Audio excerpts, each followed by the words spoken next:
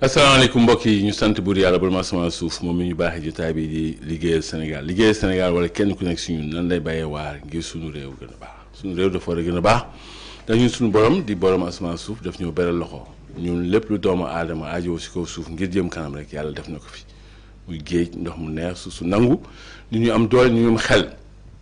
te xel rek koom la saa ñu jëlee xelam daas ko nàmm ko bës ko sotti ko xelli ko xel moom da koy jural lii yoo xam njortam mën a si woon a yegg sax ñun Sénégal xew yëpp ñu ngi fi waaye ba léegi suñu réew mi suqalikowul ni ñu ko bëggee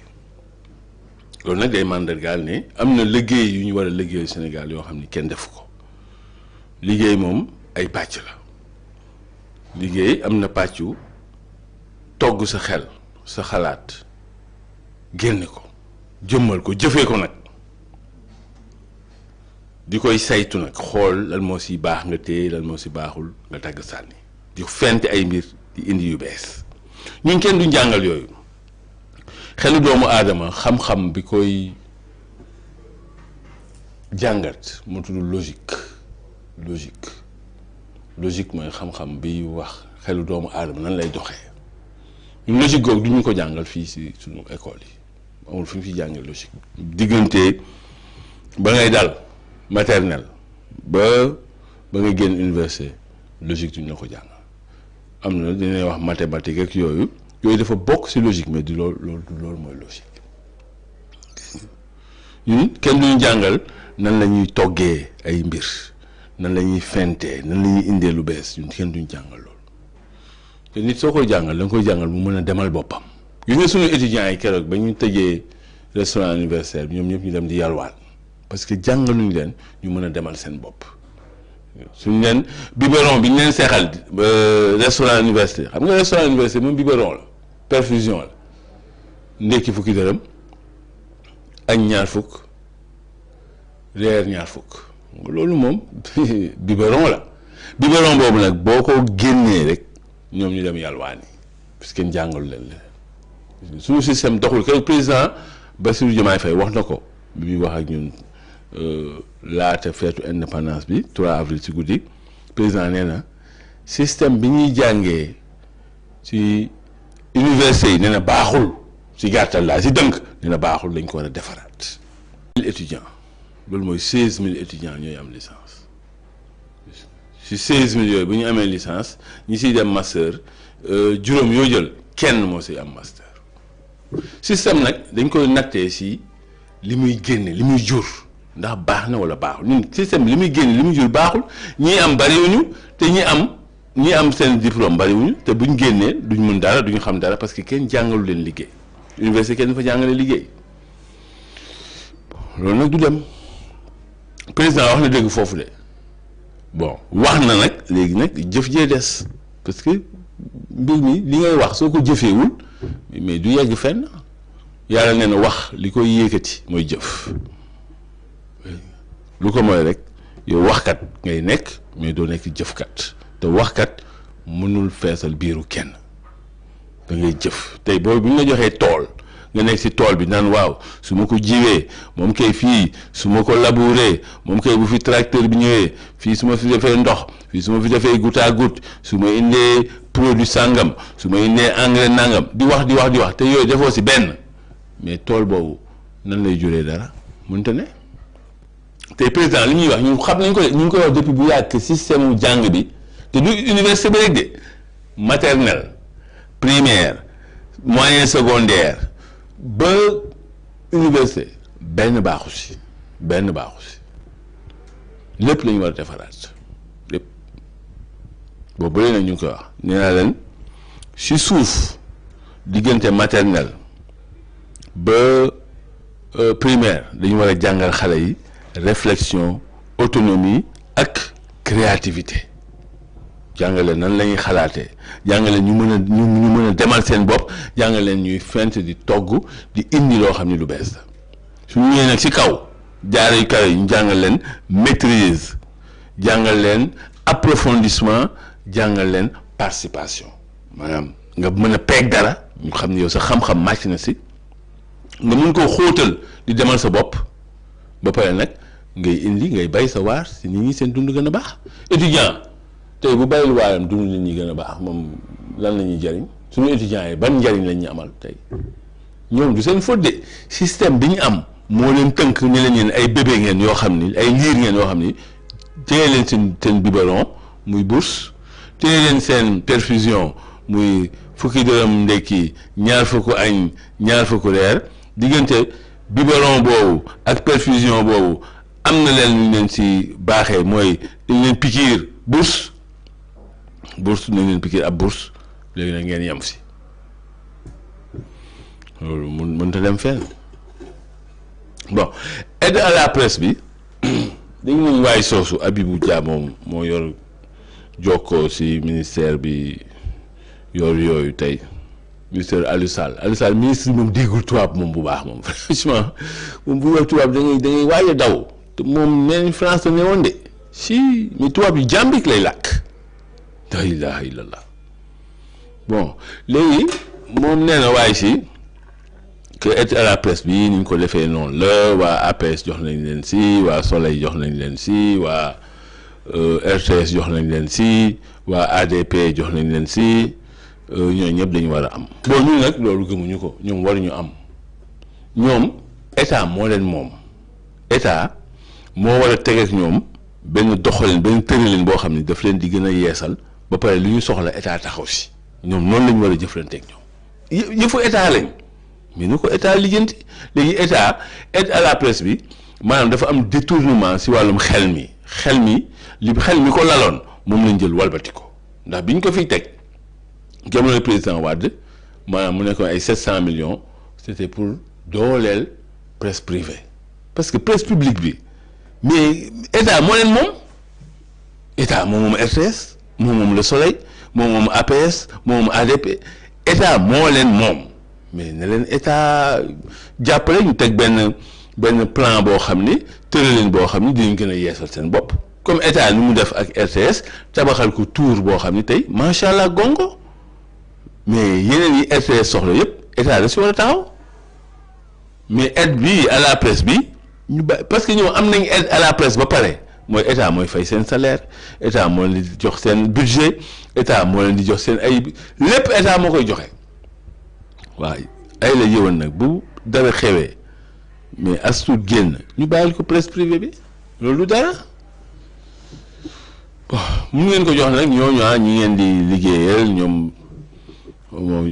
Xalaat TV ñoom ñoo ñëpp amul problème kuy xalam di si jaay ñoom ñoo nekk tey si nguur gi ñoom Xalaat TV yooyu doon jàngale nan la ñuy defaree ay cocktail molotov ak yooyu bon xeexoon ci nguur gi léegi ñoo nekk ci nguur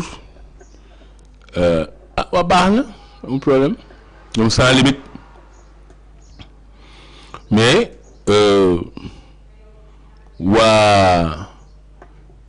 waa presse bi ñoom presse privée ñoom nee nañ ñoom duñ ko nangu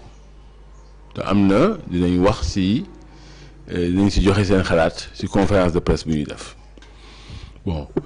doxu ñaxtu bi syndicaliste yi nag di def nag diggante fële Kër Madia fii si xayma bu Cheikh Sidaat yi ci ñaari tali ba si Gédo ñoom nee nañ li ko waral booy nguur gi dafa signé woon ak ñoom li ñuy wax pacte de stabilité sociale maanaam daal ñu fexe ba dundin bi ak jëflante bi diggante liggéeykat yeeg nguur gi ñu fexe ba mu dal ñoom nag nee nañ nguur gi li waar yu ko war mu mbay ko li mu waxanteeg ñoom wàccoowu leen nguur gi tamit bon ñoom nee nañ premier ministre wax na ko ba mu leer de nee nañ ñoom ku leen bëmax ñoom dañ ko defanteeg yow l'état fera face la wax bon état na lay defee face nag kenn xamul donc daal gàtta gi mi ngi wéy di dem diggante état ak syndicaliste yi waa transporteurs yi ñoom seen grève bi mi ngi wéy di dem waa kër santé wér-gu-yaram ñoom it nee nañ ñetti fan dañuy bank seen loxo intersyndical ñoom Ousmane Diallo ñooñu jàngalekat yi ñoom tam nee nañ ñu ngi yëglu daal seen doxu ñaxtu bi ñu ngi ko nar a amal diggante xayma ba Gédo bon xam nga tey nguuru Sénégal ñoom wan nañ ñu ne ñoom mënuñu yor réew bi ñoom wan nañu wax nañu ko sax ba mu leer te le premier ministre nee na samedi bi nee na fan yu tar mu ñuy xaar dund gu naqadi mu ñuy xaar premier ministre wax na ko ba mu leer nee na dafay artu dafay wax nit ñi avertir leen préparer ñëpp ne que affaire bi dafa nar a gën a metti dund bu neex moom fan yi bu ko kenn séentu Sénégal ba mu leer daañ loolu amul lu ko gën leer président Diomaye waxoon nañu ne amul benn marge de manœuvre ni budgétaire ni financière maanaam daal benn man-man wala pexe amuñu ko si wàllum xaalis ak koppar ba mu leer nañ bon gouvernement bi kon si wàllu woowu ñoom lajj nañ si wàllu gën a baaxal suñu dund amal ay liggéey amal ay xéewal ñoom foofu moom lajj nañ am nañ nag seen i lay ne liñ fi fekk la ak guerre yi am nangam sangam mais lajj nañ loolu moom fi mu toll nii nekk leer na nañ suñu gouvernement bi du si moom la ñuy yaakaar ngir suñu dund gën a baax te parce que gouvernement ñun loolu lañ lay doyee suñu dund gën a baax mais ñii nee nañ dund gi dafa nar a gën a metti bon ñoom te njalbeen gi lañ leen ko wax ne leen mun leen yor réew mi woote leen ne waa réew mi ñëpp ñëw ñu xàccandoo dóorandoo mais yéen mun leen ko tey mi ngi nii ñoom seen bopp wax nañ ko mënuñu ko mooy dafa nar a gën a metti léegi nar na gën a metti premier ministre au lieu nga ñuy wax loolu su fekkoon ne aay ngeen da ngeen teg ay pexe ay man-man yoo xam ni métit boobu du dal suñu kaw mais mun leen ko parce que mun leen yor réew nit lu mu jàngul munu ko tari lu mu nàmpul mun ko goxi téere boo jàngul ñu ne tari ko moom mënta ne yéen jàngu leen nu ñu yore réew mi ñu yore réew xamu leen ko amu leen si expérience amu leen si expertise amu leen si man-man di ngeen wax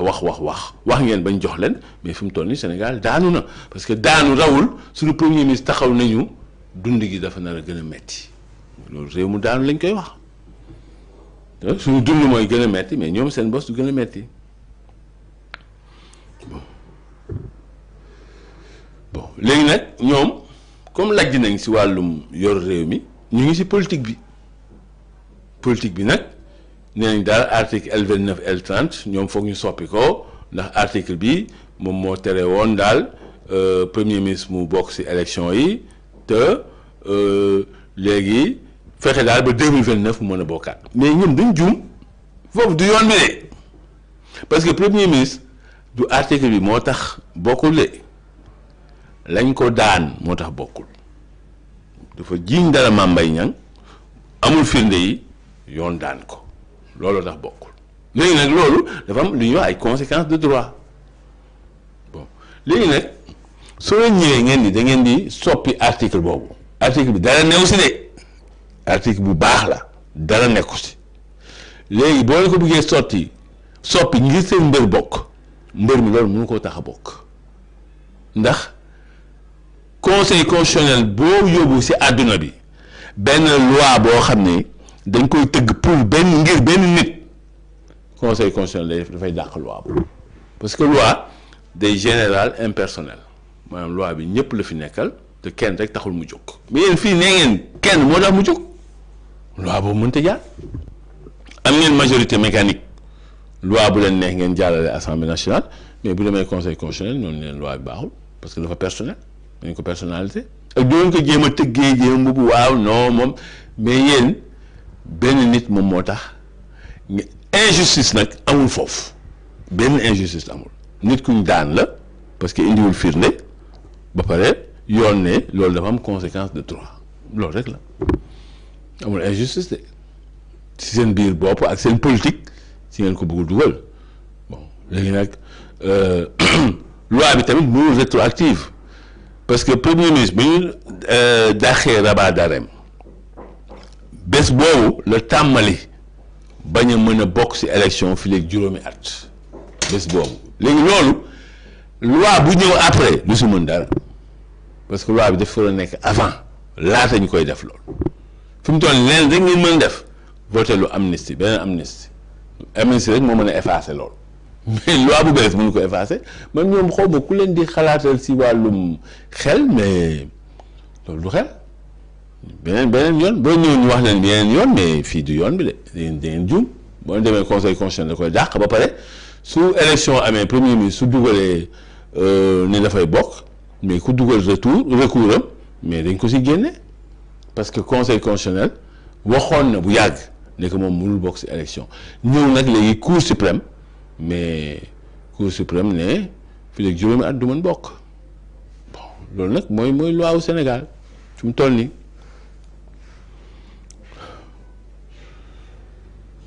politique nag moom xam nga politicien moom day politicien xeetu magicien lay jéem a nekk ak nga jéem a kii làmb la génne ab njomboor wala nii génne ay xaalis yooyu magie la mais fii droit la loolu moom xanaa beneen léegi nag président defoon na ko premier ministre defoon na ko ba jël tabb kenn muy président Diomaye ne Sonko Diomaye bon loolu ñun ñëpp gis nañ ni jeex na léegi nag Diomaye moom it beneen test la am parce que ñoom bu ñu voté loi bi ñu xool dégam Diomaye dina ko promulguer mais Diomaye ñemewul bañ a promulguer loi boo xam ne waa Pastef dañ ko voté su boobaa Pastef dañ ko naan bokkutoo si ñun déjà ñu ngi ko naan bokkutoo si ñun asamaan nag mu ne du promulguer loi boo xam ne ñoom ñoo ko voté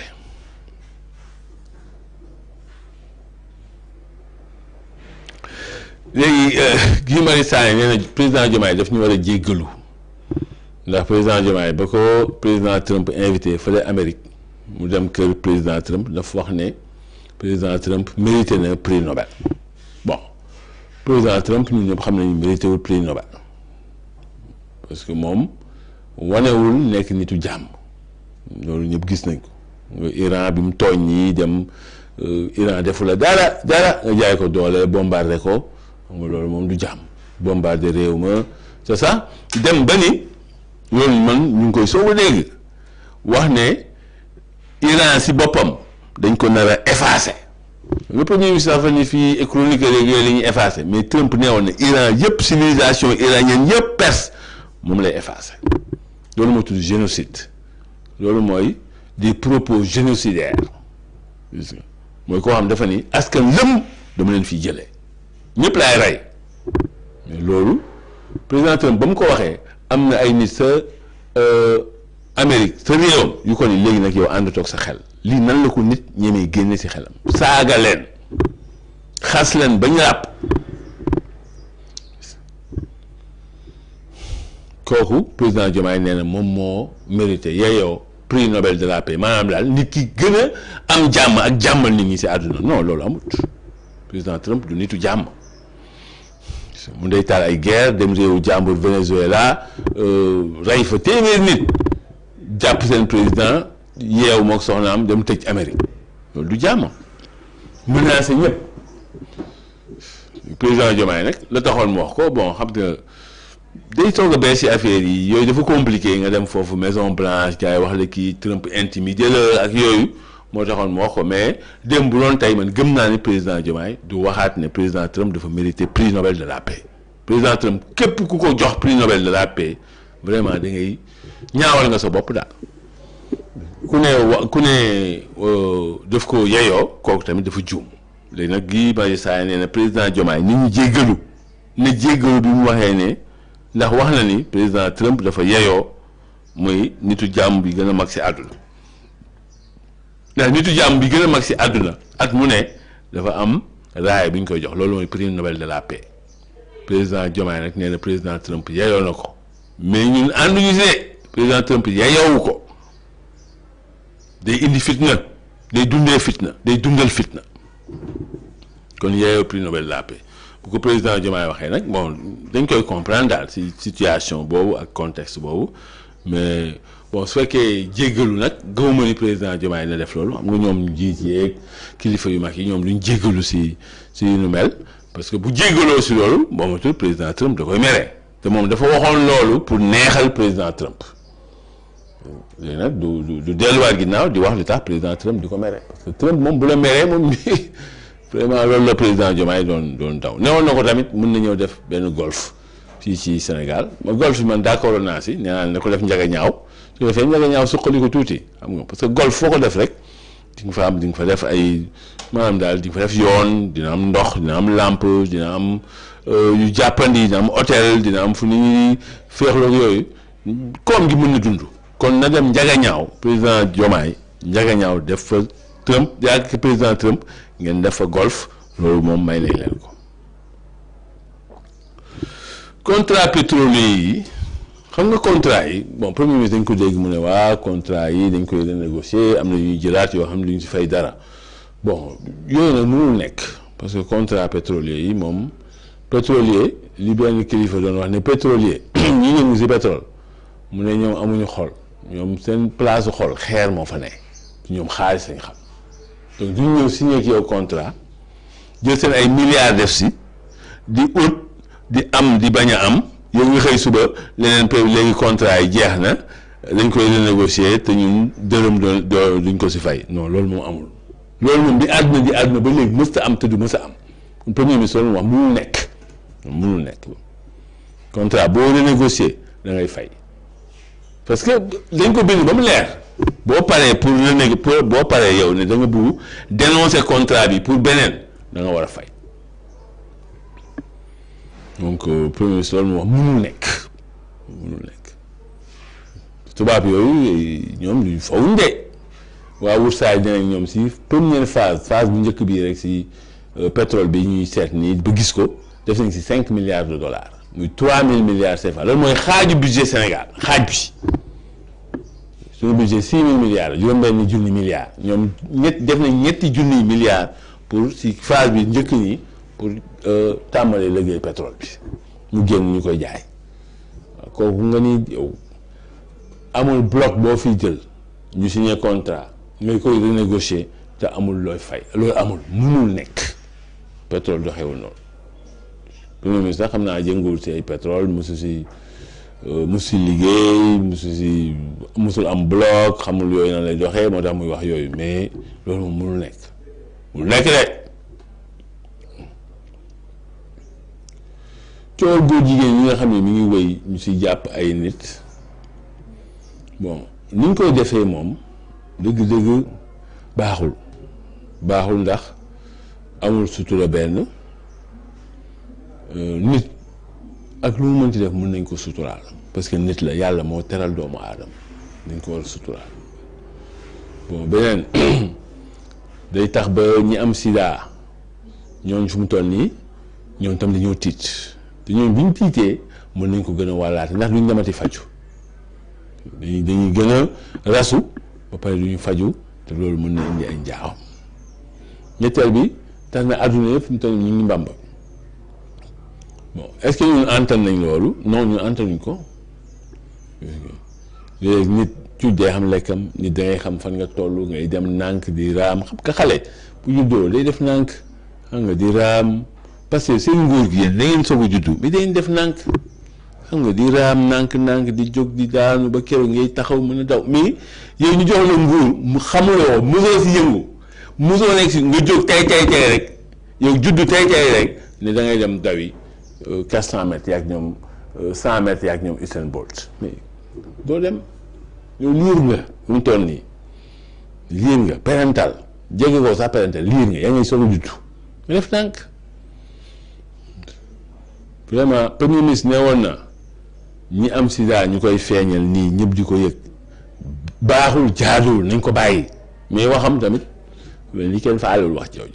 parce que ba léegi nit ki tey dañ koy jàpp ñu dem def test bi ëllëg sa ñëpp xam ndegam am na sida wala amu ko nit ki feebar yi ko dal loolu dafa bokk ci moomeelu boppam yoo xam ni kenn waru ko wesaare parce que day xaawi sutura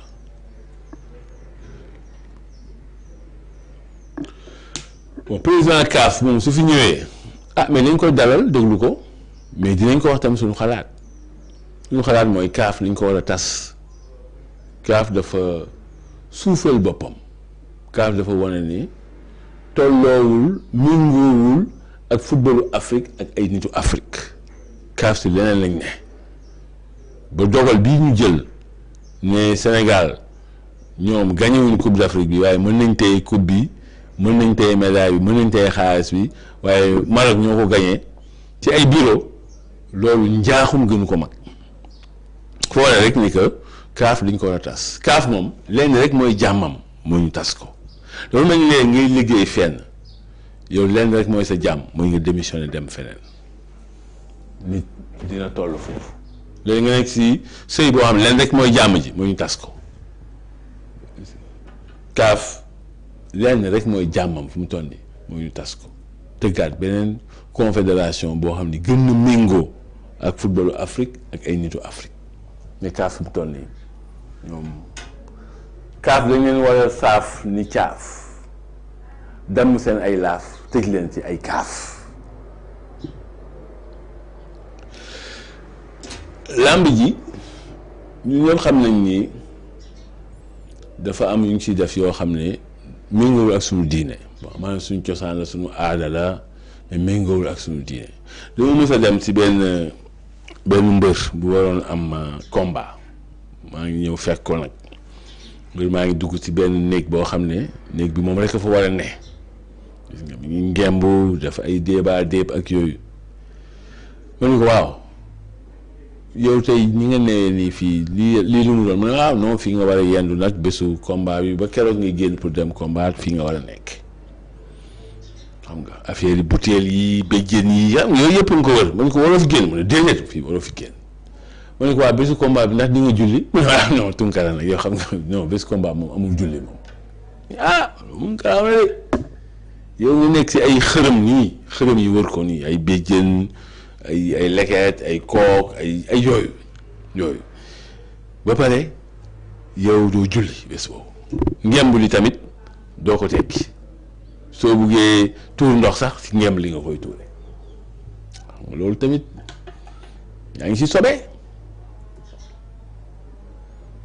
bu ñëwee ci làmb yi ñun ñëpp gis xërëm yi ñuy def ñëpp a koy gis xërëm yooyu moo gën a garaaw yëfu góor jigéen de foofu sax benn foofu sax benn te ñun ñëpp ñi dañuy am seen i mbër topp sëriñ si am seen i mbër artistes si am seen i mbër kilifa yi dem seetaani ko te dañuy def bokkaale kon affaire bi yëfu diine ñun Sénégal du diine moom moo ñu yitteel kenn ku nekk sa programme bopp nga nekk ay ànd sàmm jikko yi affaire yooyu ñoom new ñu woon si diine de bi ñuy wax naan non góor jigéen lañ koy criminaliser loolu du yoon xeexu diine de seen politique seen ràcc jëme seen boor la li ñu si yoon am ñoom moo leen si yitteel tey am nañ ko bàyyi nañ waxu criminaliser neneen nañ ko yemale si délit ba léegi fii Sénégal ñun suñu programme la ñuy dox ku nekk daal yaa ngi sa programme nekk ci daal waaw léegi nag léegi ñu layal ko indi ay noo koy woddee noo koy musóoree noo koy soolee mbubu mais sa programme boobu yëpp pour raa ci jëme sa boor la donc fii ñu bëri ñuy wax tey ustaas yi waaraate mbaa duñ si jàpp kenn si affaire góor jigéen ñi parce que seen waaraate itam metti na de waaraate kii day dem safara kii lii boo ko defee da ngay dem safara lii safara mbaa duñ si jàpp ay ustaas doon jàppagu nañ ay journaliste ay animateur ay bongoman ay alkaati ay étudiant ay commerçant mais waxaguñu ustaas bu ñu si jàpp wala sëriñ suñu si jàpp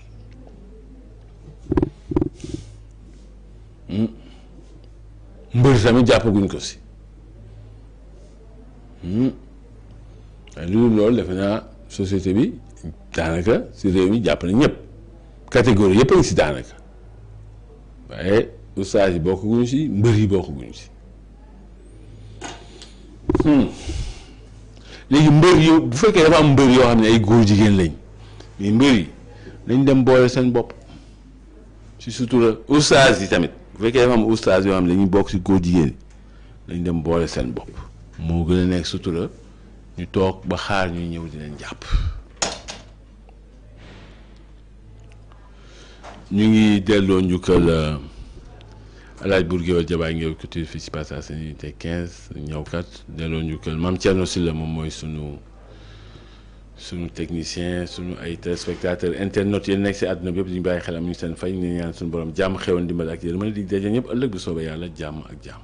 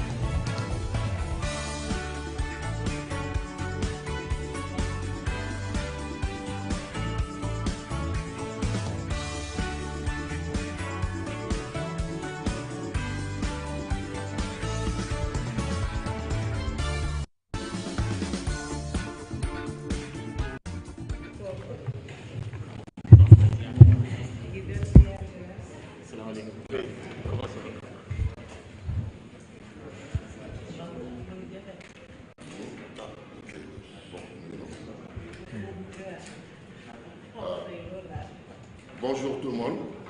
Merci, chers confrères, d'avoir répondu à notre invitation, qui est une réaction à la conférence de presse tenue hier dans les locaux du building administratif par le ministère de la Communication, concernant justement le sujet qui nous rassemble ici aujourd'hui, qui est la répartition de l'aide à la presse. Voilà, moi je vais donc lire la déclaration qu'on a préparée à ce titre. Donc je ne suis pas presse parlée, je ne suis pas télé, je suis plutôt presse écrite. Mais je vais essayer de relever le défi. Donc, le CEDEPS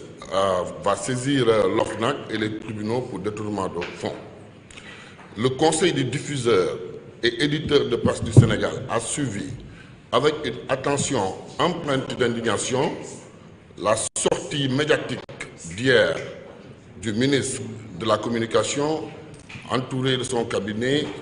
et certains membres du comité de gestion du Fonds d'appui et de développement de la presse, FADP. Les membres du patronat de la FADP, les membres du patronat de la presse sénégalaise dénoncent avec la plus grande fermeté les graves irrégularités, l'opacité persistante et les ruptures manifestes d'égalité qui entachent la gestion 2025 du Fonds. L'analyse des discours et du rapport officiel révèle une répartition et des procédures qui trahissent l'esprit et la vocation première du FADP. Face à ces tentatives de travestissement de la réalité, le CEDEPS se voit dans l'obligation d'établir les faits avec rigueur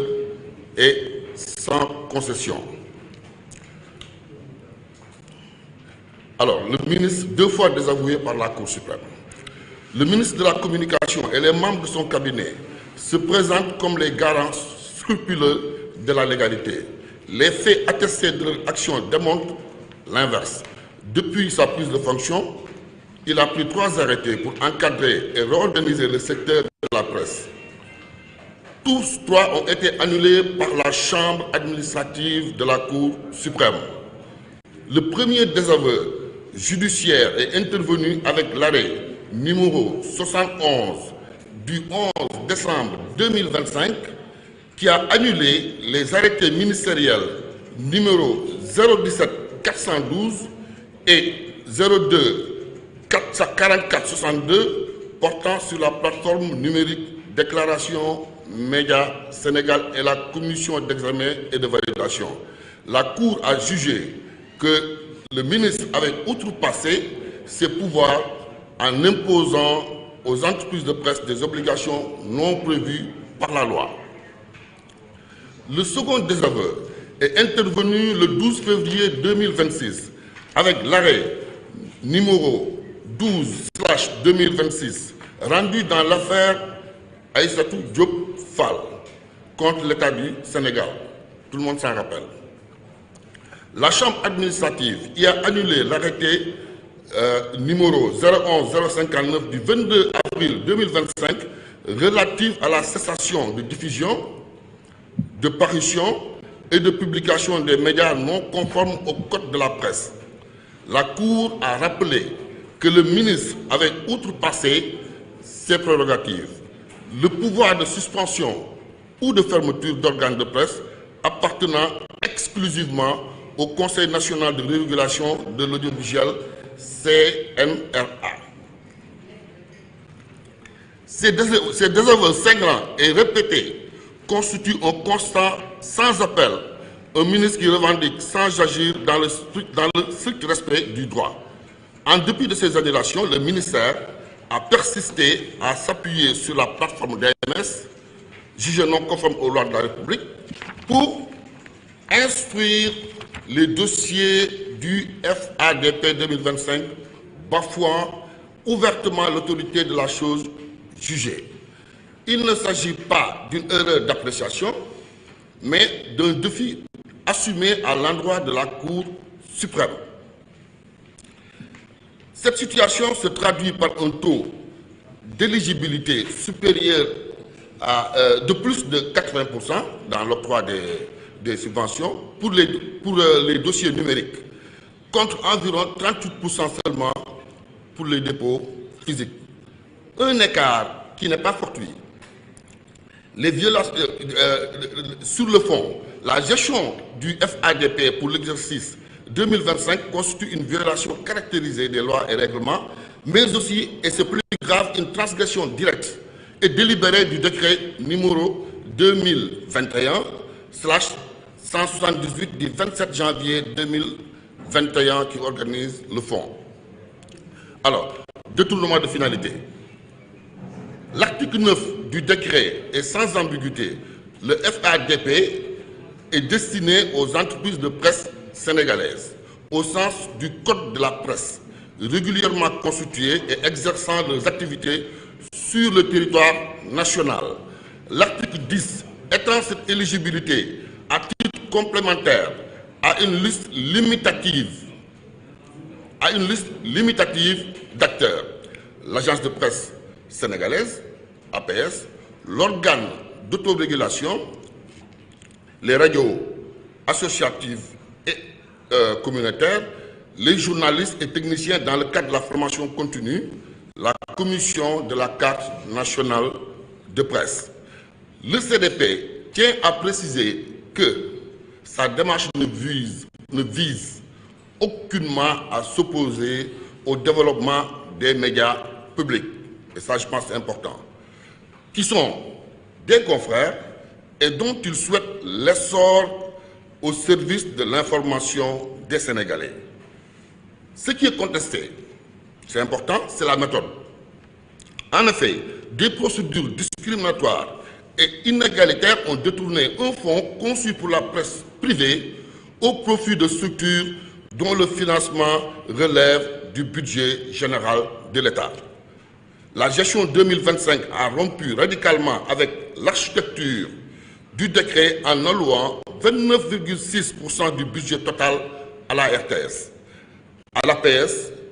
et au Soleil/ADP, Soleil et ADP. L'APS a reçu 197 millions de francs CFA, la RTS 186 341 031 francs CFA et le Soleil avec l'ADP ont reçu, ou a reçu, parce qu'il s'agit d'une même structure, 190 millions de francs CFA. Ces allocations sortent toutes des fourchettes réglementaires fixées par le ministère et le comité de gestion eux-mêmes dans le rapport officiel. Il convient donc de rappeler que si l'APS figure à l'article 10 parmi les bénéficiaires éligibles, c'est exclusivement en contrepartie du service d'information qu'elle fournit aux autres médias. Formulation précise du décret qui exclut toute subvention générale ou discrétionnaire à son profit. A fortiori, la RTS et le Soleil ADP ne figurent nulle part dans le décret comme bénéficiaires du FADP. Leur financement par ce canal constitue donc une violation textuelle de l'article 9. À cela s'ajoute la dotation de la Maison de la Presse à hauteur de plus de 39 millions de francs CFA, dont la légalité est tout aussi contestable. La Maison de la Presse n'est citée dans aucun article du décret, ni parmi les bénéficiaires de l'article 9, ni dans la liste limitative de l'article 10. Son financement sur le FADP est dépourvu de toute base légale. La Maison de la Presse, qui porte le nom d'un des plus illustres fils de la presse, que nous connaissons tous, Feu Babacar Touré, mérite un traitement plus conséquent et plus digne de la part de l'État, loin de tel rafistolage qui, au fond, exprime le peu d'intérêt qui lui est accordé. L'ensemble de ces choix, donc, confirme une déviation manifeste de l'objet du fonds. Rupture d'égalité manifeste. Les chiffres parlent d'eux-mêmes. Un média public a perçu en moyenne 187,3 millions de francs CFA contre 18,1 millions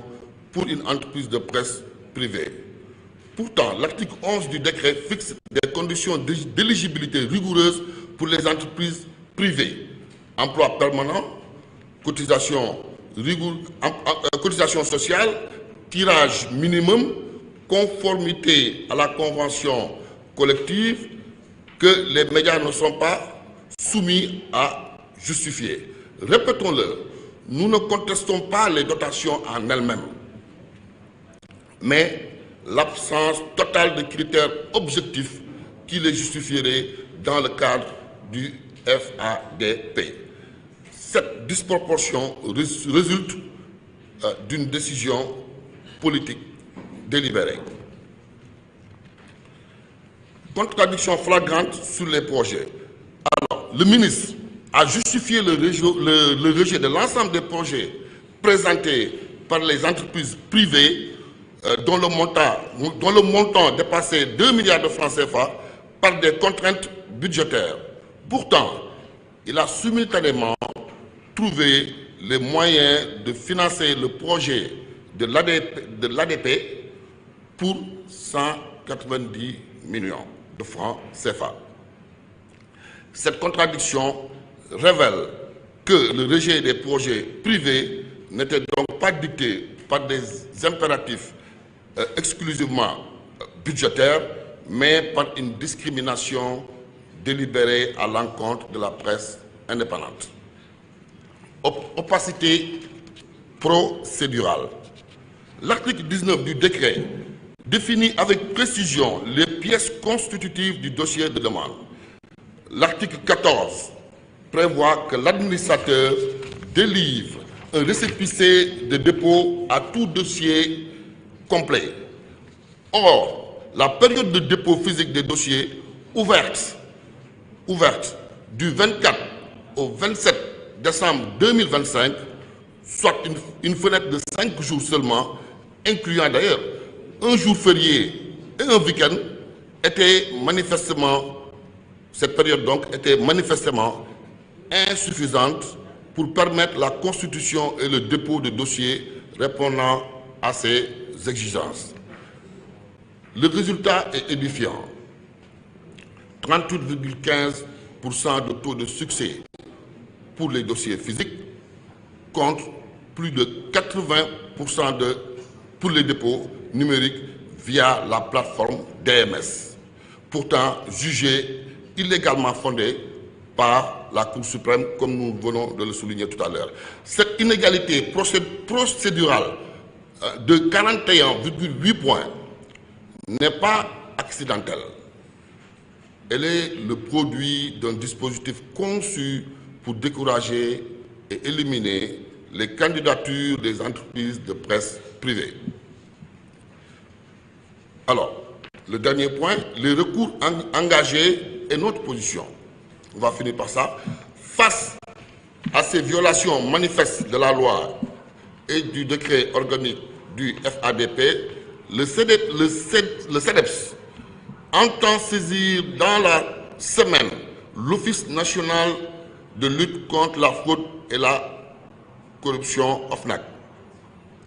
Notre syndicat patronal entend aussi saisir la justice pour contester cet abus manifeste dans la gestion de ces fonds publics pour détournement de deniers publics et violation flagrante des règles d'attribution du FADP. Ces démarches ne relèvent pas de la contestation politique, mais elles constituent l'exercice légitime des voies de droit ouvertes à toute organisation face à des actes contraires à la loi. Le CEDEPS et l'association de presse en ligne appellent tous deux membres du conseil de gestion du FADP ont choisi de ne pas cautionner la conférence de presse organisée hier mardi par le ministère. Cette décision traduit le refus de valider un processus entaché d'irrégularité majeure après que le courrier du 29 décembre 2025 adressé au ministre demandant le report de la convocation soit resté sans réponse officielle. Au-delà des chiffres et des procédures, c'est la crédibilité même de l'action publique en matière de soutien à la presse qui est aujourd'hui interrogée. Le respect de la légalité ne saurait être à géométrie variable, encore moins subordonné à des considérations conjoncturelles. Le CEDEPS en appelle à un sursaut institutionnel fondé sur la transparence, l'équité et la primauté du droit, car il en va en définitive de l'avenir d'une presse libre, pilier essentiel de toute démocratie. Je vous remercie. Nous donnons la parole à Maïmouna Ndour Faye pour la version Wolof.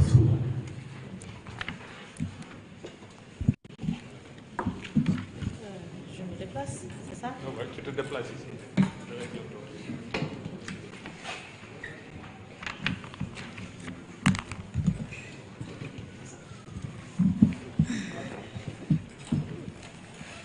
Merci beaucoup, chers confrères et chères consoeurs et confrères. Merci de vous être mobilisés massivement. Il y a une information de dernière minute qui vient de tomber. Ça concerne le recours qu'on avait, que des députés de la coalition Taxawu au Sénégal avaient introduit concernant la nouvelle loi sur le Conseil national de régulation des médias CNRM. Le Conseil constitutionnel a délibéré le 7 avril et on peut dire que le législateur a coupé la poire en deux. Le Conseil constitutionnel rejette certaines parties de la loi sur le CNRM et considère que ces mesures sont anticonstitutionnelles. On est en train d'étudier le document, l'information vient de tomber. Je vous en parle pour que ce soit intégré et pris en compte. Je vais rapidement vous lire la conclusion du Conseil constitutionnel, alors, qui décrète, article 1er, les tirés 3 et 4 de l'alinéa 4 de l'article 33 et l'alinéa 2 de l'article 31 de la loi adoptée sous le numéro 07-2026 par l'Assemblée nationale en sa séance du 3 mars 2026, séparables du reste du texte, sont contraires à la Constitution. C'est ce qu'on espérait et le législateur a abondé dans le même sens. Ensuite, sous les réserves d'interprétation énoncées, alors là je suis à l'article 2, sur les réserves d'interprétation énoncées respectivement aux considérations 15, 24 et 26, l'article 41, la deuxième phrase de l'alinéa 3 de l'article 31, le groupe de mots est à la force publique contenu à l'alinéa 2 de l'article 34 et l'article 42 de la loi adoptée sous le numéro 7-2026 par l'Assemblée nationale en sa séance du 3 mars 2026 ne sont pas conformes, ne sont pas contraires à la Constitution. Alors, peut-être qu'on va y revenir un peu plus largement. Mu nekk une information de dernière minute boo xam ne léegi lañu ko jot xam ngeen bi ñu wotee fële ci Assemblée nationale la loi sur le CNRM bi war a remplacer le CNRA. Ñun dañoo demoon seeti ay député bu coalition Takku Wallu Sénégal ngir ñu déposer un recours et les non inscrits ngir ñu déposer un recours en inconstitutionnalité contre cette loi parce que dañoo jàpp ne li ñuy bëgg nañu régulation ànd nañu ci régulation, ce secteur doit être régulé, mais dafa am des dispositions de cette loi qui sont contraires à la Constitution et à la Déclaration universelle des droits de l'homme. Lu ni mel nag Conseil constitutionnel bi nga xam ne délibéré nañu le 7 avril barki démb daanaka topp nañ ñu ci gis-gis boobu ñu amoon. Il y a des dispositions de cette loi qui sont contraires à la Constitution maanaam tënkuwul ci li nga xam ne moom la Constitution wax ci wàllu liberté d'expression, ci wàllu liberté de presse, ci wàllu gestion des médias publics. L'information ñu ngi koy doog a am daañu ci dellu si ak yéen ngeen intégré ko rek en attendant. Alors lii waral suñu ndajeem tey bi nag mooy ne démb ministre de la communication Aliou Sall ak équipe am dañoo jàkkaarloo ak taskatu xibaar yi ngir wone li nga xam ne moom mooy anam bi ñu séddalee fonds d'appui à la presse bu 2025.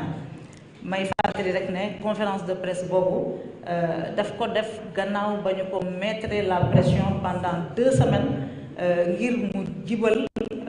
clé de répartition yi ndax kat loolu c'était un engagement. ba mu ñëwee en 2024 dafa dem jëli les données de 2022 du fonds d'appui, les données de 2023 du fonds d'appui, extraire ci ay données wane ci lu ko neex ne yéeyaay day jouer transparence. Donc bi ayam jotee mu def li nga xam ne moom mooy répartition bi mu war a am un arrêté ministériel boo xam ne moom moo war a compléter processus bi muy tënkamlu dañ ko fàttalikat ne ko góor ca wax ja da nga ne woon transparence, donc transparence pour transparence da nga war a publier l'arrêté de répartition. Arrêté boobu nag nangu ko publier à la place dafa def une conférence de presse diffusée en diapo li nga xam ne moom mooy les données. li tax nag mu bañ a publier arrêté boobu xam na ne ñun bu ñu ko jotee daañu dem ci chambre administrative bu Cour suprême porter fa plainte wax Cour suprême mu arbitrer comme ni mu arbitrer dinañ ci ñëw tout à l'heure ci problème yu bari yoo xam ne am nañu ko ak ministre bi. ci wàllu boobu nag décision bi nga xam ne moom moo génn ci suñuy concertation ñu jël ko mooy ne dinañu porter plainte fële nga xam ne moom mooy OFNAC pour détournement de deniers publics. Daañu porter plainte OFNAC ak au niveau des tribunaux dinañu porter plainte contre le ministère de la communication pour détournement de deniers publics, détournement d'objectifs ak opacité bi nga xam ne moom moo entouré la répartition du FADP pour l'année 2025. bu ñu déposer plainte boobu dafay ñëw fekk ci recours yu bari yi nga xam ne waa CDEPS intenté woon nañu ko auprès de la chambre administrative de la Cour suprême. Premier recours bi ñu njëkk a def ñu am ci ndam dafa yitteel li nga xam ne moom mooy la plateforme de déclaration des médias mu defoon ko décembre 2024 ne woon l'objectif mooy ne moom dafa bëgg a assainir dañoo bëgg a reconnaître les médias et ñoom ñu arrogé wu le droit de dire qui est média ou qui ne l'est pas. mu doon publication boo xam ne dafa indi woon ay jafe-jafe yu bari ndax dañoo jëloon ay médias yu bari dàq leen ne ce sont des médias non conformes, médias yoo xam ne seen juddu moo jiitu ñoom ba ñuy am bac ñoom ñooñu nekk ci ministère ba. bokk na ci médias yoo xam ne dañ leen déclaré woon non conforme ba ñuy judd boobu ñoom amaguñu bac tekkiwuñu bay liggéey wala mësuñu xalaat ci seen àddina ne ñoom dinañ mës a nekk ci nguur fii nga xam ne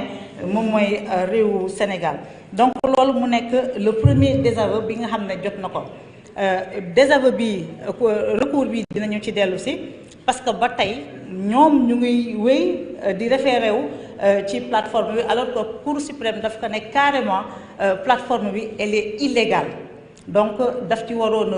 renoncer aussi déjà pour FADP bi dañoo delluwaat ci li nga xam ne moom mooy plateforme boobu daañu si dellu si waat. Alors alors beneen désaveu bi nga xam ne ministre bi am na ko par rapport aux initiatives malheureuses incohérentes et cousues de fil blanc yi nga xam ne moom la nekk di jël moom la nekk di jël beneen bi ñu ngi koy woowee l'affaire Aïssatou Diop Fall contre l'État du Sénégal gannaaw ba mu publier la plateforme de déclaration des médias mu am média yu mu visé bu Aïssatou Diop Fall Public SN ak yeneen yoo xam ne dañ leen visé woon ci deuxième publication bi ñu defoon nga xam ne dañoo réintégré yeneen médias yi comme 7TV Le Quotidien Sen TV ak yeneen Source A L'As dañoo excluraat d'autres médias ci deuxième publication boobu Aïssatou Diop Fall dem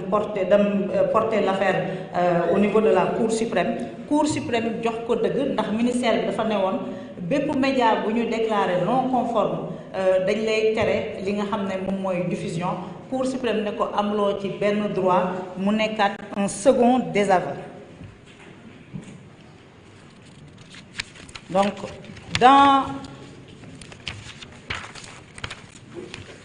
dans la mise en œuvre de sa feuille de route nag kilifa ministre bi jàpp ne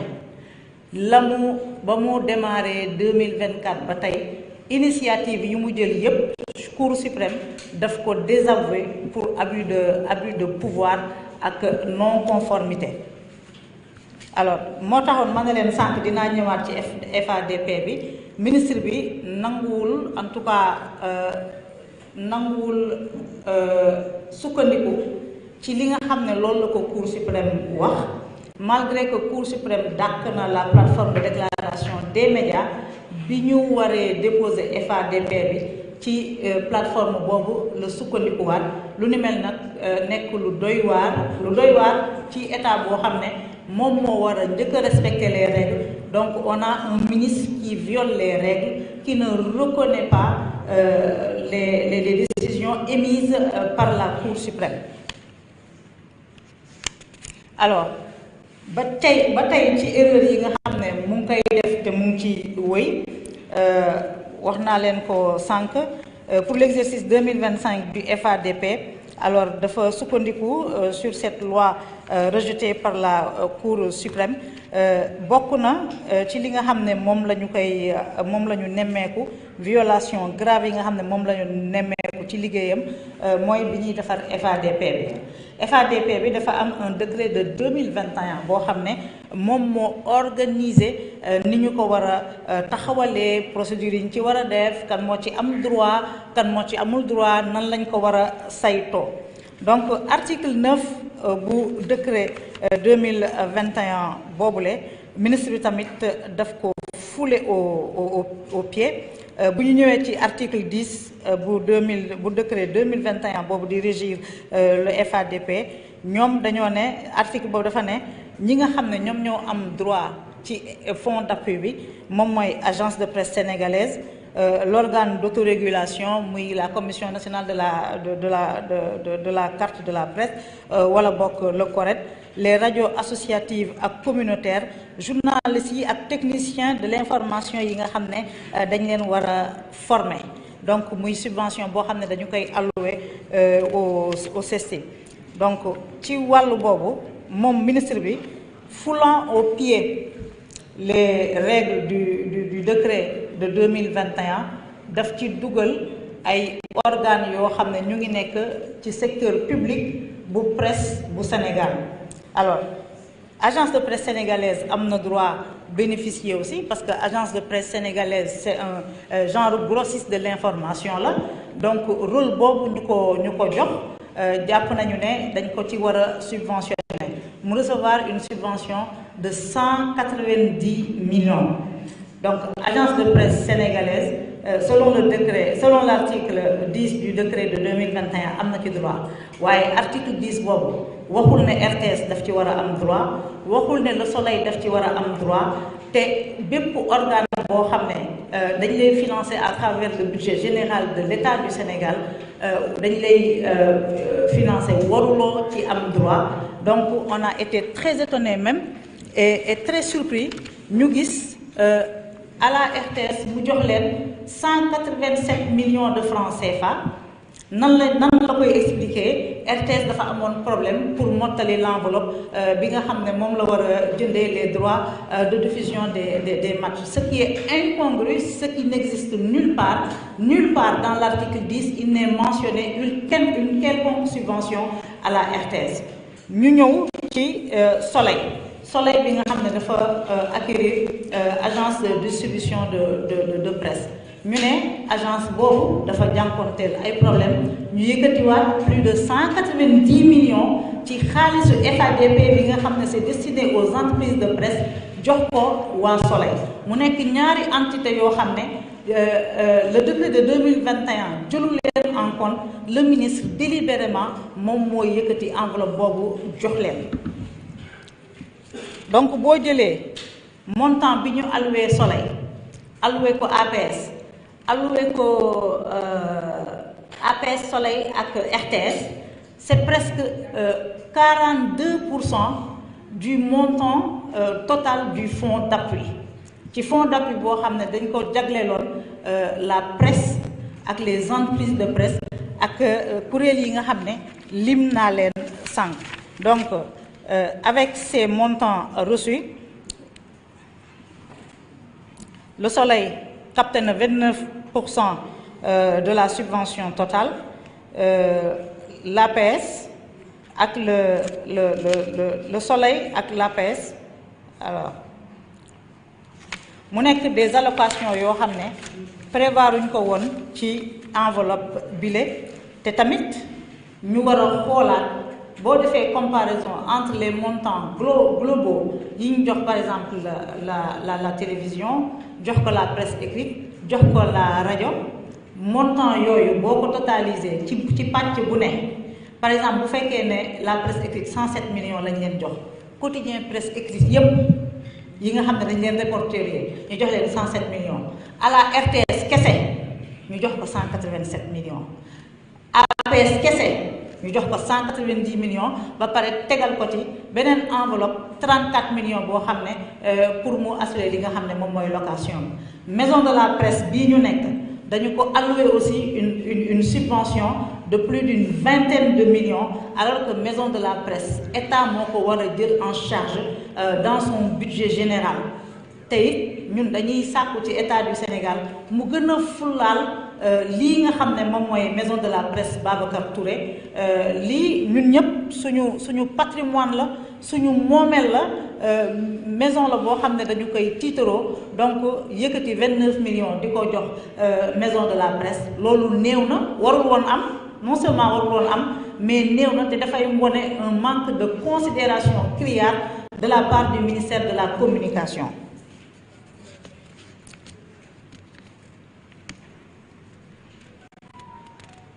Alors donc séddale bi dafay wane beaucoup de choses, des problèmes d'inégalité, des problèmes d'inéquité ak une violation des dispositions du décret de 2021 bi nga xam ne moom moo régir la gestion et la répartition du fonds d'appui.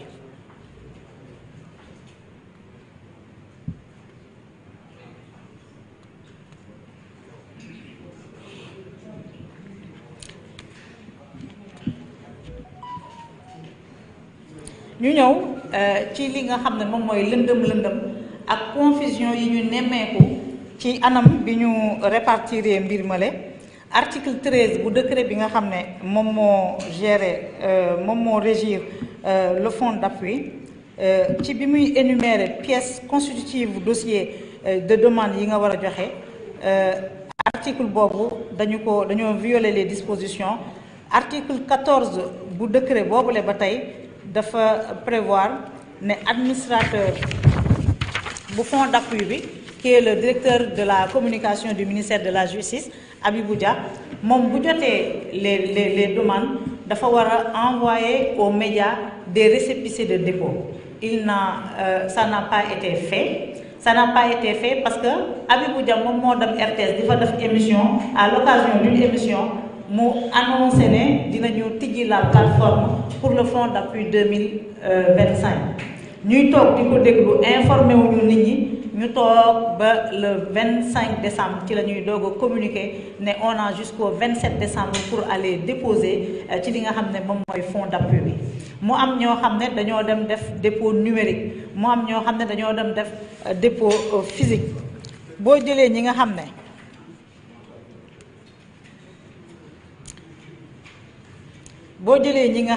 ñoom ñoo def dépôt physique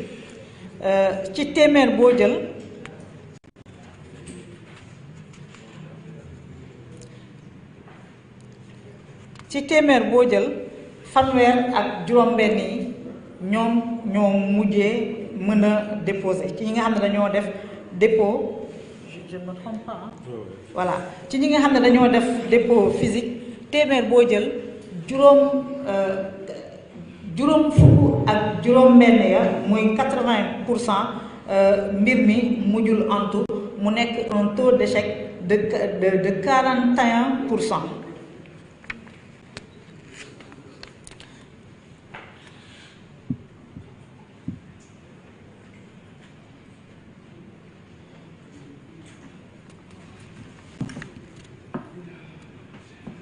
Alors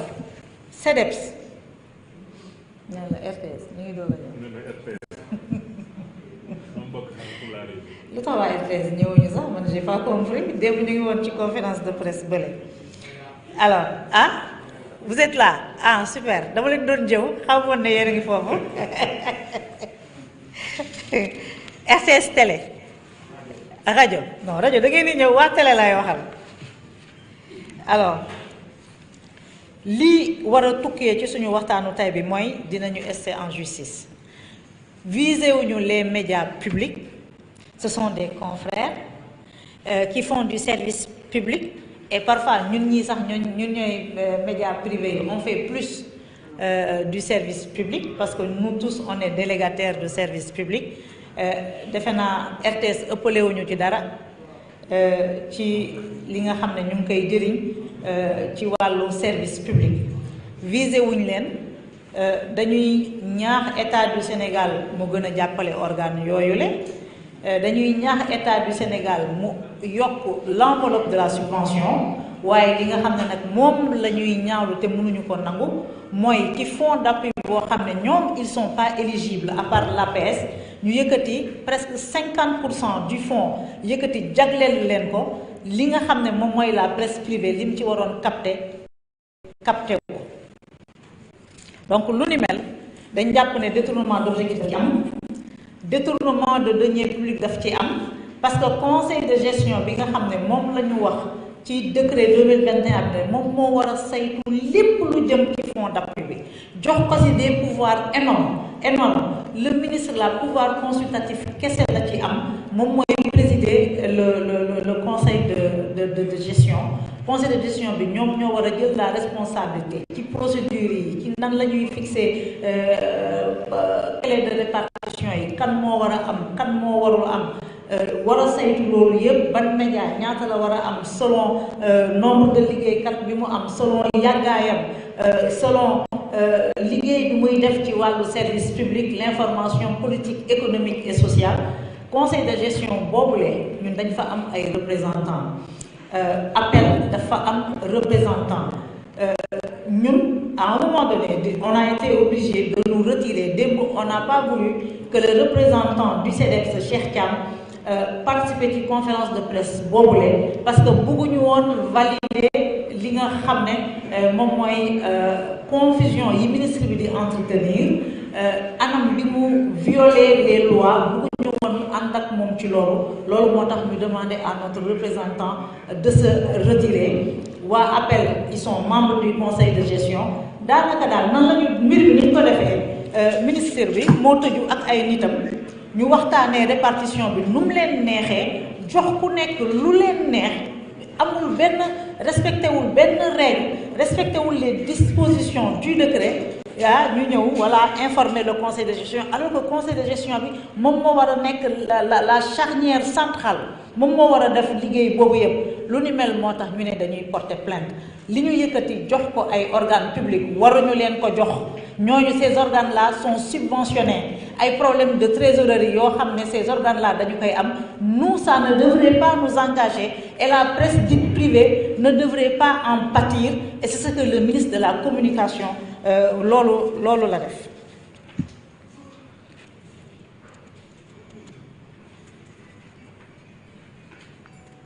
xam nga bu ñuy wax respecter la loi gouvernement moo ci war a gën a jiitu. bu dee yow Cour suprême daf la désavoué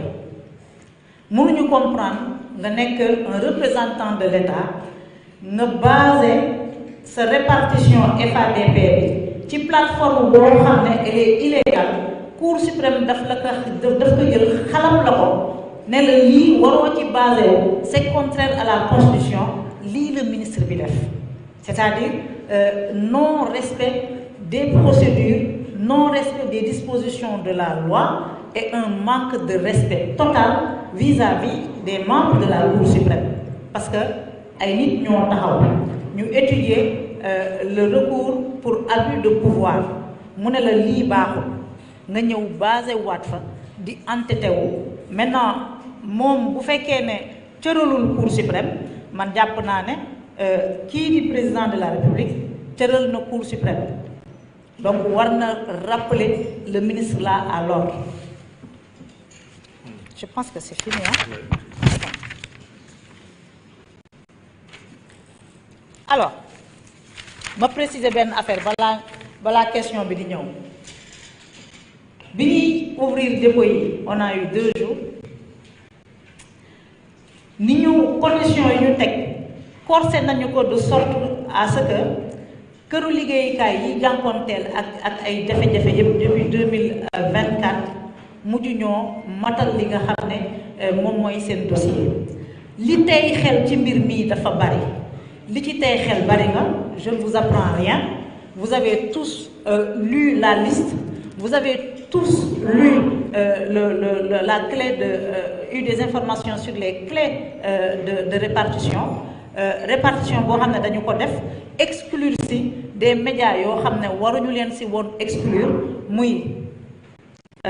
groupe GFM, l'Observateur, RFM, TFM, muy groupe Sen TV, des médias Zik FM, journal La Tribune, muy E-Média, rajo E-rajo ak E-Média, muy 7TV, muy l'enquête, muy Leeral, muy le quotidien, muy Sénégal 7 ak yeneen ñoo xam ne ñoom ci biir groupe ci parmi groupe boobu am na ñoo xam ne ils se sont dit c'est pas la peine, on ne dépose pas, et ils ont eu raison. Am na ñoo xam ne ils ont déposé, jotuñu benn explication, jotuñu benn motif d'exclusion, leur dossier n'ont pas été pris en compte. Am na ñoo xam ne nag ñoom sax taxaw nañ ci sama cas, et je rappelle que l'information qu'ils ont donnée hier, c'est pas une info, c'est moi qui ai donné cette information. Man maa ne aw ma liñ ma laaj pour ay cutis aw ma ko, je ne voulais pas déposer, c'est Abibou Dia moo ma woo mu ne ma déposer li nga am. Man moo leen jox information boobu. Voilà, je m'étonne que le ministre ñëw bu ko utiliser comme un argument. Le ministre li mu def ci li nga xam ne moom mooy suñu secteur boo ko def secteur boobu dina jaaxaan. Ñun sax dañoo dëgër, ñun sax dañoo am le sens du sacrifice, ñun sax dañoo bëgg lu ñuy def, am passion ci lu ñuy def, ba bépp moyen boo xam ne da nga ko utiliser pour galgal ñu, pour sonal ñu, ba pour noppiloo ñu,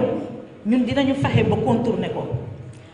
Situation bii am tey ba nga xam ne beaucoup de médias dañoo nekk dans l'impossibilité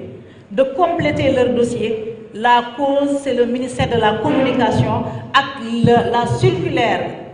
adressée au ministère Direction générale du secteur public et parapublic par le Premier ministre Ousmane Sonko au mois de mars 2024. Circulaire boobu mu ci doon wax ne lépp luy convention, lépp luy contrat, lépp luy jëflante ci wàllu partenariat boo xam ne pàccu nguur gi am nañu ko avec les médias nañu ko dakkal. Lépp luy paiement bu ñu leen war a def nañu ko dakkal. Lii moo jur situation bii ñu nekk di jànkonteel. L'État du Sénégal, ses structures publiques et parapubliques yoral ñu xaalis boo xam ne ce sont des créances dues les tâches ont été exécutées ñu toog bañ ne duñ ñu ko fay ba ñu paree ci première étape boobu ñu lancé Aliou Sall mu ne dafay ñëw di teg plateforme déclaration des médias waxoon nañu ko ne sa lii baaxul Cour suprême wax na ko c'est arrivé un peu plus tard mais au moins la Cour suprême nous a donné raison ba tey waa ji Aliou Sall di continuer ci travail de sap bi nga xam ne mu ngi koy def contre les entreprises de presse ba pare nag di ci viser yeneen entreprise de presse et li ci mujjee mooy FADP bi na mu ko defee bu ñu ne ils ont demandé aux impôts à l'IPRES et autres là de nous faire des facilitations man de mon expérience personnelle je dis que c'est faux il n'y a eu aucune facilitation et donc à l'impossible nul n'est tenu on va pas miser le peu qu'on a war koo suturlawoo war koo fonctionner war koo fayee ay salaire ñuy jël di ko dem di joxe parce que dañoo bëgg li nga xam ne moom mooy FADP donc li mu wax démb bari na confusion bari na ay contre-vérité et quand il dit que moom ses portes sont ouvertes je dis que man je le défie et ñi toog fii ñëpp Mamour on a déposé une demande d'audience suite à l'interview du chef de l'État il n'a jamais répondu il n'accepte pas de nous recevoir des membres de la société civile dem nañ fa il n'a pas accepté donc je pense que c'est pas ma prérogative man bu dépendroon ci man on ne va plus le rencontrer maintenant je suis dans une organisation ma voix ne compte pas voilà compte pour peu mais on s'inscrit en faux contre les déclarations yi nga xam ne moom def na ko démb na ngeen retenir nag ne dinañu déposer plainte à l'OFNAC auprès des tribunaux contre le ministère de la Communication pour détournement de fonds, détournement d'objectifs et non-respect des procédures et du décret 2021. Merci.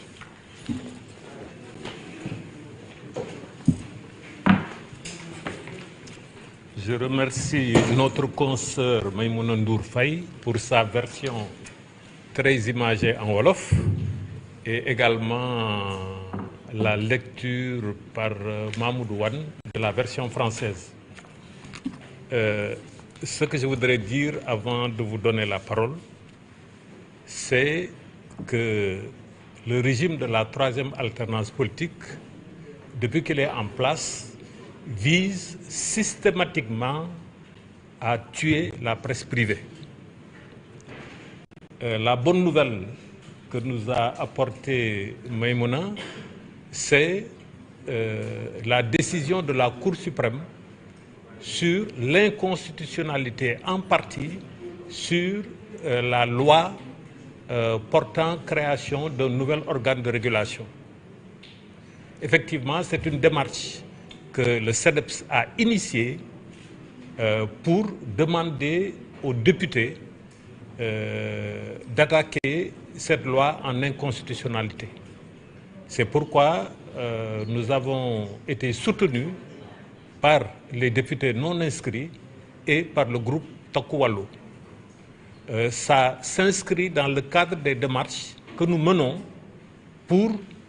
que l'état de droit ne soit pas violé. Le régime de la troisième alternance politique et notre ministre de la Communication n'a pas voulu, et jusqu'à présent il n'en parle pas, n'a pas voulu distribuer l'aide à la presse 2024. Parce que la distribution dont on parle au mois d'avril 2025, c'est au mois d'avril 2025, donc 26, ça porte sur l'aide à la presse 2025, qui a été votée depuis décembre 2024. Mais la subvention aux médias au titre de l'année 2024 n'a pas été distribuée et nous n'avons aucune justification de la part du ministre de la Communication. Parce que simplement, c'était un acte politique. Il ne voulait pas donner des subventions aux médias qu'il considère comme contre le régime de la troisième alternance, le régime de la troisième alternance politique. Donc, Mamoudou et Maïmouna l'ont rappelé, le ministre de la Communication a attendu le 24 décembre 2025 pour sortir un communiqué sur le dépôt des demandes pour l'aide à la presse 2025. Le 24 décembre. En plus, le 24 décembre, c'était à mi-journée. Le lendemain, c'était un jour férié. C'est le 25 décembre, le jour de Noël.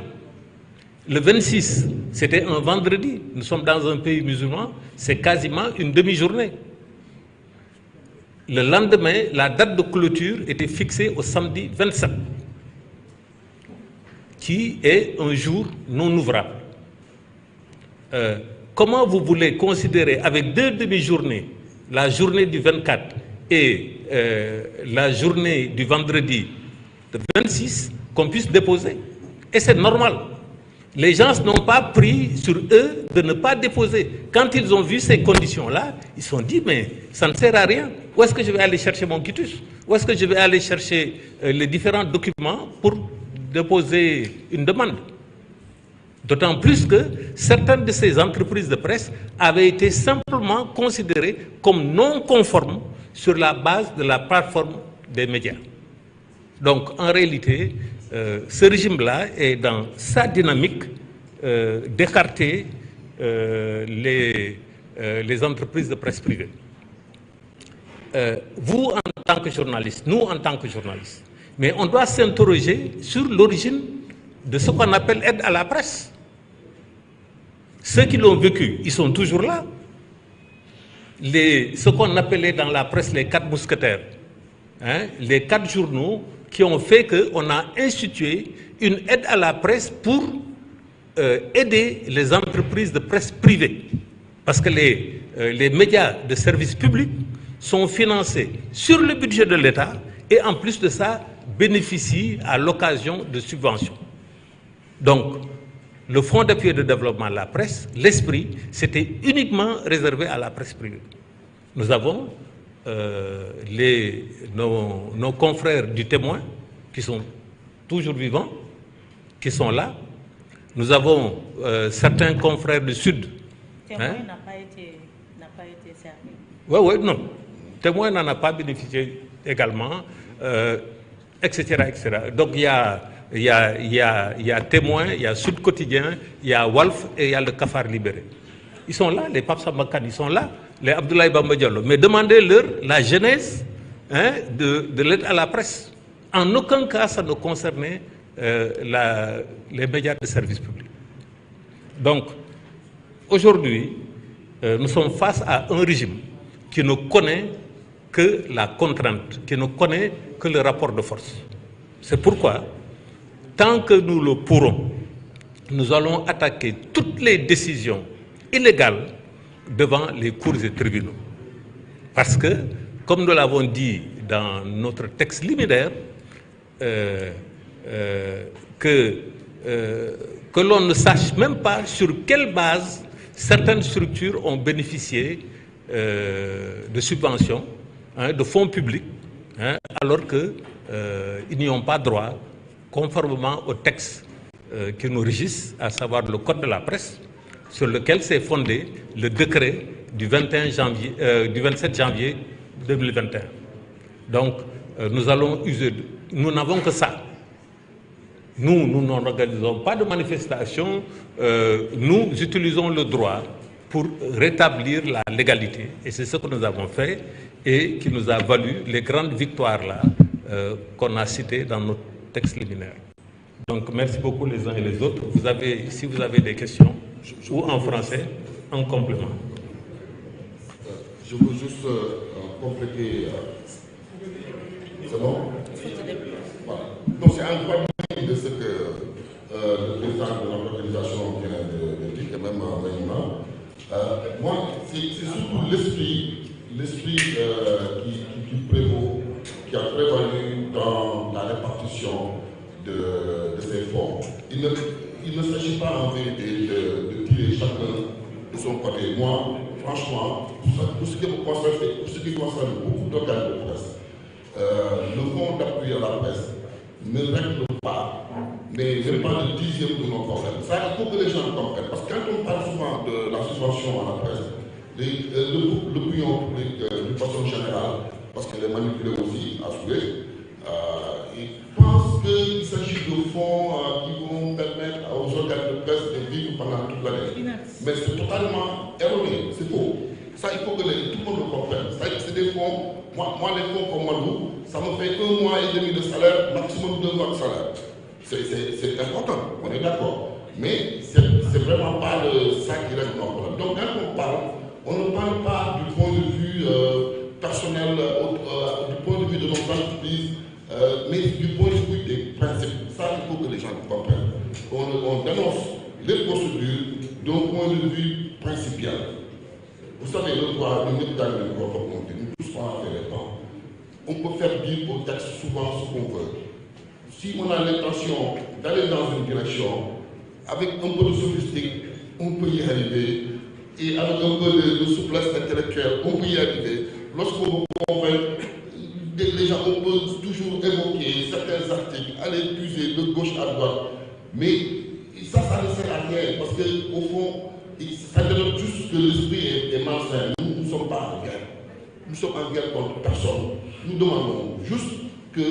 les gens soient justes, pour nous répéter, que les gens soient justes avec, que l'État soit juste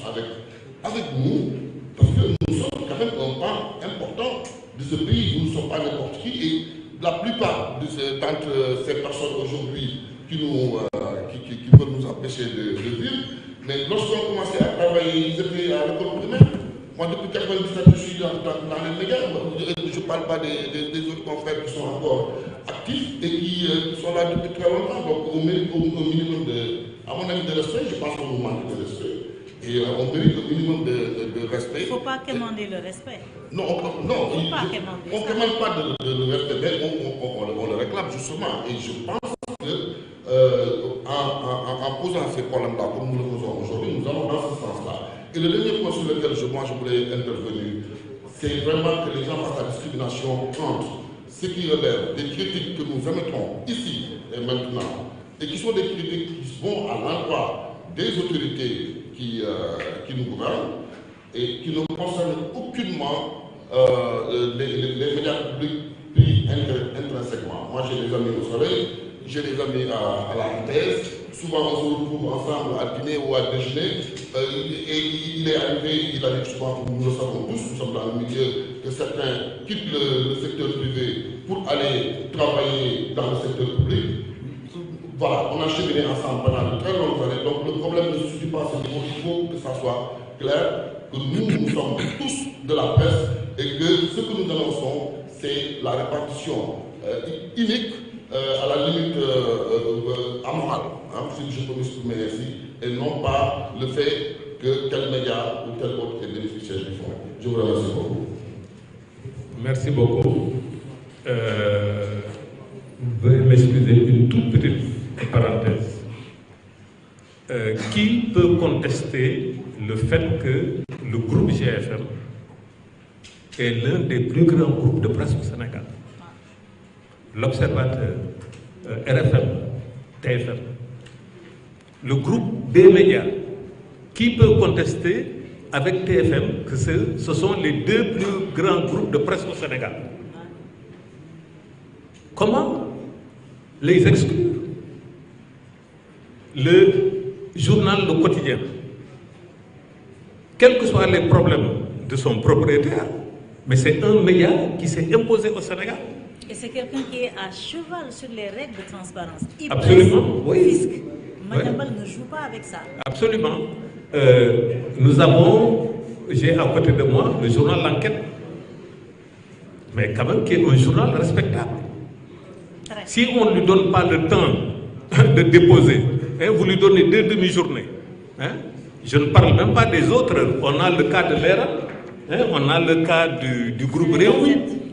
on a le cas je ne sais, il y a beaucoup de médias. Moi, en tant qu'Africom, je suis la plus grande imprimerie de presse du Sénégal. Et pourtant, ils ont trouvé les moyens de financer l'imprimerie du Soleil, etc., etc. Okay? Bref, nous, on va continuer de nous battre, hein, comme on l'a fait, et nous avons eu des victoires éclatantes. Et aujourd'hui encore, ça date d'hier, hein, donc la décision du Conseil constitutionnel, et nous aurons encore d'autres victoires. Parce que nous allons survivre à tous les régimes. Maître Abdoulaye Wade, lors de la première alternance politique, il nous a combattus. Il est où? Et où est la presse? Hein? Le président Macky Sall a combattu la presse. Nous lui avons survécu. Et nous allons survivre au régime de la troisième alternance politique. Parce que nous sommes là pour le peuple. Nous ne sommes pas des politiciens, nous ne sommes pas des hommes politiques. Hein? Nous œuvrons pour le Sénégal et pour le bien du Sénégal. Donc, merci à tout le monde. Si vous avez des questions. Oui. Il faut vous présenter, hein, en prenant la parole.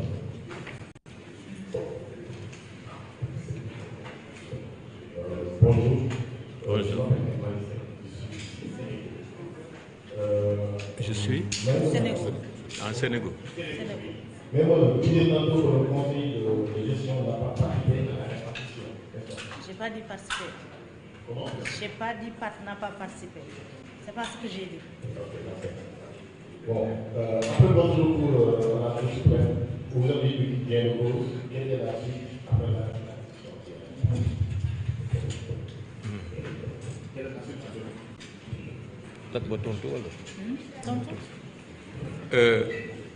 Nous avons eu la Cour suprême par rapport à la requête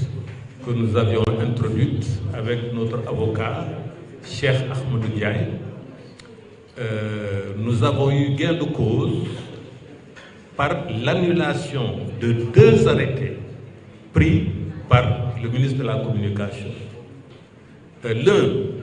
porté sur la création de la plateforme des médias. Cette plateforme servait au ministre de la Communication pour distinguer des entreprises de presse, des médias qui seraient conformes ou non conformes. Cela a été annulé par la Cour suprême. Le deuxième arrêté qui a été annulé dans le même arrêt de la Cour suprême, c'est la création d'une commission de validation de l'enregistrement des entreprises de presse. Parce que le ministre de la Communication avait créé une commission où il avait convoqué, il avait inclus la commission de la carte nationale de presse, le CORED, le CNRA, hein, pour que cette commission-là juge si l'entreprise de presse est légale ou pas. Donc, ces 2 arrêtés du ministre de la Communication ont été purement et simplement annulés par la Cour suprême. On ne peut pas être plus clair que ça. Maintenant, nous, ce n'est pas nous qui faisons le maintien de l'ordre juridique. Il y a la Cour suprême, il y a le Conseil constitutionnel et dans le cadre même de l'inconstitutionnalité prononcée par le Conseil constitutionnel, parce que justement, il y a des dispositions dans le cadre de la loi sur le CNRM qui reprenaient les arrêtés annulés par la Cour suprême. Donc nous, on ne peut que s'en satisfaire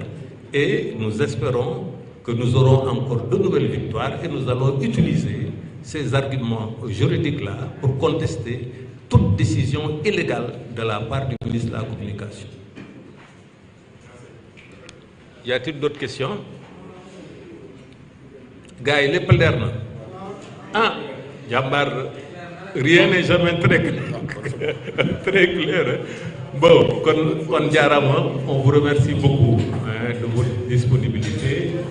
et nous espérons vous retrouver bientôt, Inch'Allah.